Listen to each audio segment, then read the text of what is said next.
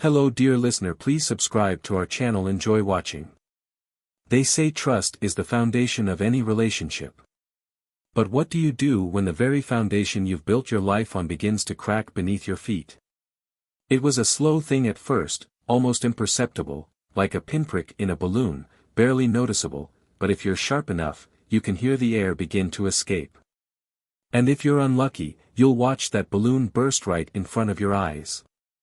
I watched my wife, Emily, drift away from me in a way that felt like an itch I couldn't scratch. The intimacy we once had disappeared first. Then, the conversations that used to flow effortlessly grew shorter. She became colder.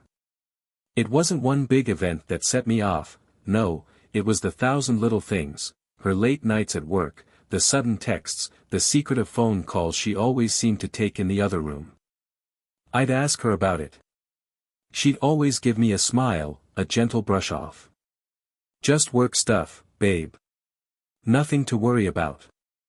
But you can only hear the same lie so many times before it starts sounding like a confession. And then, one evening, it happened. I came home early from work, hoping to surprise her.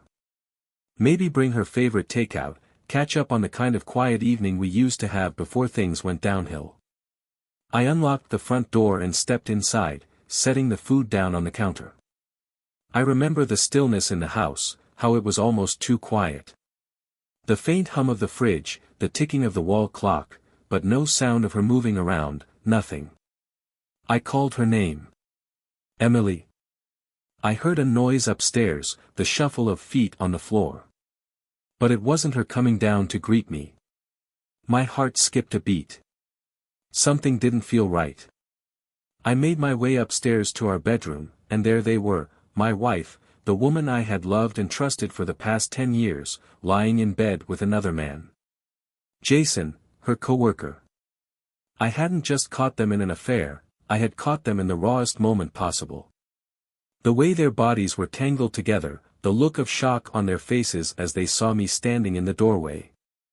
I felt like the world had been ripped out from under me. Emily froze, her eyes wide with guilt and panic. Jason scrambled to cover himself, but there was no hiding the truth now. Tom, she started, but I couldn't hear her. The pounding in my head drowned out every word. I turned away, as though I'd been slapped, and walked downstairs. I didn't say a word. I didn't need to. The damage had been done. But what came next, what I would make happen in the weeks that followed. That was going to be my revenge. I wasn't the kind of man who would throw things, shout, or beg. No, I was going to make them both suffer, quietly, precisely, and without mercy. The days following that night were a blur. Emily tried to apologize, tried to justify herself. It wasn't what you think, Tom, she'd say. It was a mistake. We were just, but I didn't care about excuses anymore. I kept the house quiet, calm. No arguments. I gave her the space she wanted, but in reality, I was plotting my next move. I wasn't going to forgive her. And I wasn't going to let Jason off the hook either. They needed to understand just how much they had hurt me, how much they destroyed. But it wouldn't be obvious. It wouldn't be immediate. I'm not a violent man. I never have been. But I've got something better than fists, patience. And manipulation. They wouldn't even see it coming. I began my revenge quietly, setting up the pieces one by one. Emily thought I was so consumed by the betrayal that I'd be too emotionally wrecked to do anything. But what she didn't know was that I was already working on the perfect plan. I started small. I planted little seeds of doubt in Jason's mind. I'd make casual comments when we ran into each other at work, comments that seemed innocuous, but each one twisted just enough to make him question things. He'd look at Emily differently now. I saw it in the way he interacted with her. He was paranoid. Then, I turned my attention to Emily. I knew how much she hated conflict, how much she feared losing control. So, I let her think I was going to forgive her. But I also started pulling away from her, emotionally and physically. I'd go out without telling her where I was going. I'd come home late and not explain myself. I'd leave the house for hours without a word. She started to panic. That's when I struck. I started to get close to her friends, really close. We'd go out for drinks, have long conversations, laugh, and joke. And every time, I'd bring up Jason. I'd slip in little details, subtle things that only a lover would know, and I'd see how her friends' eyes widened in disbelief. They knew she was having an affair. They just didn't know it was with Jason. The whispers started. Slowly, Emily began to feel the weight of her actions, not just with me, but with everyone around her.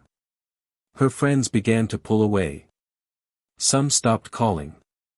Some wouldn't answer her texts. And with every little rejection, her world began to crumble. But I wasn't done. Not yet. I needed to escalate things. To make her understand that this was about more than just what she had done to me, it was about the consequences of betraying someone who loved you. And Jason? He needed to understand that there would be no escaping this. So, I did the unthinkable. I invited Emily, her friends, Jason, and a few others to a gathering at our house. I told Emily I wanted to have a final discussion about our future, about whether we could move past this. She was hesitant but agreed. I knew she thought it would be a cathartic moment for us, a way to air everything out. She had no idea what I was planning. The night of the gathering came, and Emily was on edge. She had no idea why I was acting distant, why I'd been so cold lately. I told her she'd see soon enough. As the evening progressed, I subtly began to bring up her infidelity, but not directly. I'd weave the topic into the conversation, ask about how good of a person Jason really was, how they both must have thought they could get away with it. Emily shifted in her seat, her discomfort palpable. But it was nothing compared to what was about to happen. I quietly slipped into the other room and started playing the footage. The footage I had been collecting, the secret phone calls, the hidden camera footage of their encounters in our home, the intimate details I had gathered about their affair. I hooked the laptop up to the big screen in the living room. The room went dead silent. It was all there for everyone to see, their betrayal, their lies, the raw truth laid bare for Emily's friends, her coworkers, and Jason himself to witness. She was paralyzed in shock. Jason tried to speak, but no one was listening anymore.